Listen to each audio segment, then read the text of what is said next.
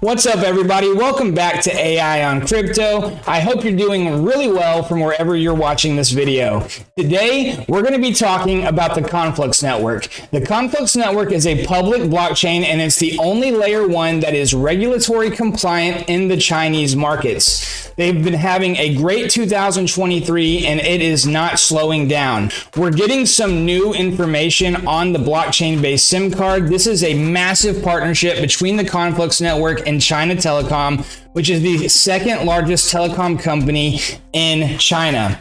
So in the news recently, we've been hearing about Hong Kong becoming one of the global leaders of Web3, and this blockchain-based SIM card is actually going to get rolled out in Hong Kong. This is massive developments, guys. We're still very early in Web3. We're still very early in crypto, and as we look for the companies that we want to be a part of going forward, why do all the research ourselves? I look at these partnerships as proof positive that the Conflux Network is here to stay. All right, guys, so get ready. On this video, we're going to go over the blockchain-based SIM card, what we can expect in the recent months, and we're going to get going right now.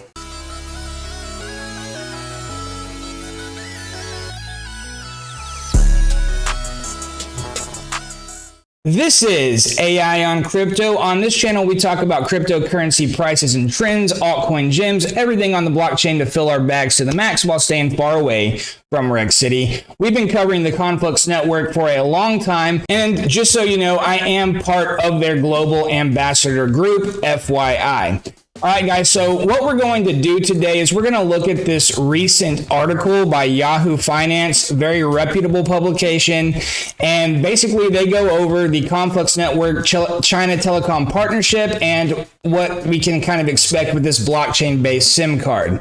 So the Conflux Network is a public blockchain backed by the Chinese government, and on Tuesday unveiled its first blockchain-based SIM card, or BSIM, in a collaboration with China's second largest wireless carrier, China Telecom.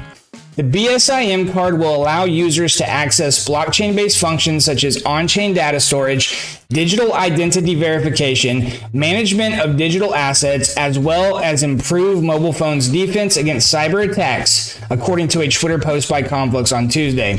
So time out real quick. Let's step away and kind of talk about what that means. So this is all about bringing forth mass adoption to self-custody. By and large, so first of all, the people in the global community, the global population that currently own cryptocurrency is still a very small percentage of the population.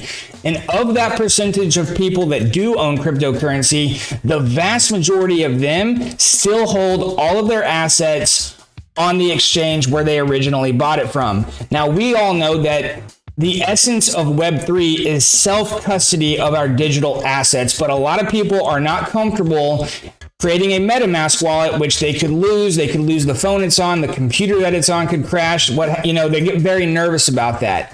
What this BSIM is going to allow is people to feel comfortable with their self-custody because it's going to be backed up on a phone. This thing is going to be good for iOS or Android, and it's going to be available to everybody in the world. I truly believe this in short order. So there's going to be a lot of security features that normies are going to like that they don't get from current Web3 browser-based wallets if they want to self-custody, or even ledgers, because this is going to be on your phone, guys. It's going to be backed up. There's going to be all types of protection. All right, guys, so moving on, at this launch event, Conflux Network co-founder and chief technology officer Ming Wu transferred a commemorative NFT from Conflux's BSIM card account to China Telecom's to mark the partnership. So basically what they did, a digital asset, which is an NFT, a non-fungible token, they transferred it from one owner to another directly using these BSIMs. A BSIM card is going to look the same as an ordinary SIM card and is compatible with both Android and iOS operating systems, but packs 10 to 20 times larger storage space and computing power, several dozen times stronger, according to Fan Long. So this is going to be, not only is this going to be blockchain integrated, but it's going to be an improvement on traditional SIM cards. So the Conflux founder is Fan Long, and he's also the president of the Tree Graph Research Institute, the research team behind the Conflux Network. We made a lot of videos in the past about the Tree Graph technology. It's the type of blockchain the Conflux Network is. I definitely suggest you check that out if you want to get more into the Conflux Network ecosystem and community. So the BSIM card will be piloted in Hong Kong, which is seeking to build itself into a global hub of the Web3 industry and then introduced to mainland China and overseas market.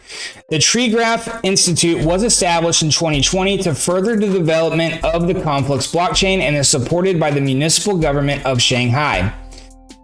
Again, guys, time out. So as somebody who is a private investor like myself, I'm into blockchain. I'm in it for the long term. I'm consistently looking for where I am going to put my excess capital that I keep in cryptocurrency. Now, this is not financial advice. I am not a financial advisor. Do your own research. Talk to a pro before making any major decisions. But as I assess the Conflux Network, I'm seeing hardware integration with the second largest Asian telecom that's going to be compatible with iOS and Android. So you're talking about the Conflux Network being integrated into Apple, Samsung, China Telecom, the Shanghai government. And when you start putting all these together, I at least feel like as far as cryptocurrency goes, this seems to be a relatively sure thing at this point that at least the Conflux Network is here to stay. At least the Conflux Network team is not going to pack up and decide to retire next year, which a lot of these blockchain companies could happen because the teams are generally small,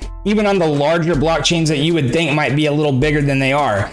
This is now integrated with the governments of Shanghai. They have aerospace partnerships. They've really been working with a lot of corporate entities as well for global commerce and enterprise applications. Guys, I'm so excited about the Conflux Network, and I really think this is one of the biggest developments in all of blockchain in 2023.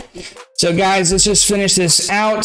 The Institute, the Tree Graph Institute that is involved in drafting the IEEE P3217. This is an international blockchain standard by the Institute of Electrical and Electronics Engineers to define the interface between blockchain and blockchain applications, which is set to be published in June 2023, according to a Wednesday report by state media Xinhua News Agency.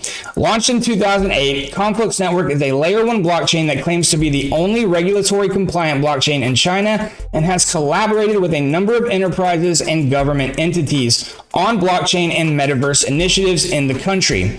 Following the launch event of the BSIM card, the price of Conflux CFX native token of the Conflux blockchain reached a 10-day high of 32 cents on May 16th. Today, guys, it's May 25th, and the CFX token's trading at 30 cents. I am going to link this article in the video if you want to dive into it.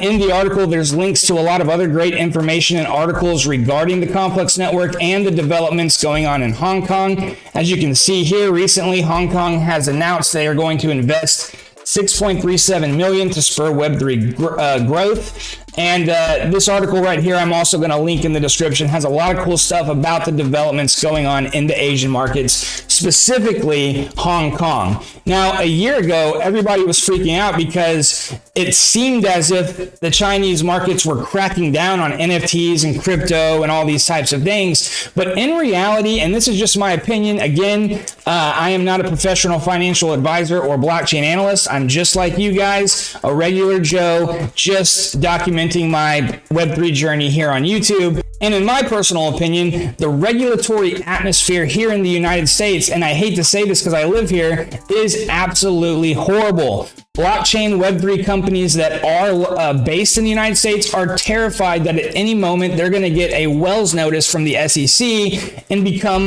like Ripple XRP and Coinbase and some of these other blockchain companies that are being attacked here in the United States. It actually seems to me that the foreign markets, specifically in the East, they're actually taking a more nurturing and inviting approach to Web3 because the smartest people in the world right now are in blockchain. This is the groundbreaking tech. This is the revolution of our generation. It started in 2008, but guys, we're still so early. but we're getting a lot closer to global mass adoption. And I think developments like this BSIM with Conflux Network and China Telecom, this right here is leading the way to true adoption, because when it's on your phone, when it's easy, when it's an app, then the normies are going to finally feel comfortable with self-custody of their digital assets. And that is why this is such a big development, along with the further evidence that markets like Hong Kong and China are truly moving to embrace a future where the metaverse and Web3 are a big part of commerce. All right, guys, I hope you liked this video. If you haven't done it already, make sure you like it. It really helps the channel. Subscribe and tap that bell so you don't miss any of our future content. Thanks a lot, and we'll catch you on the next one.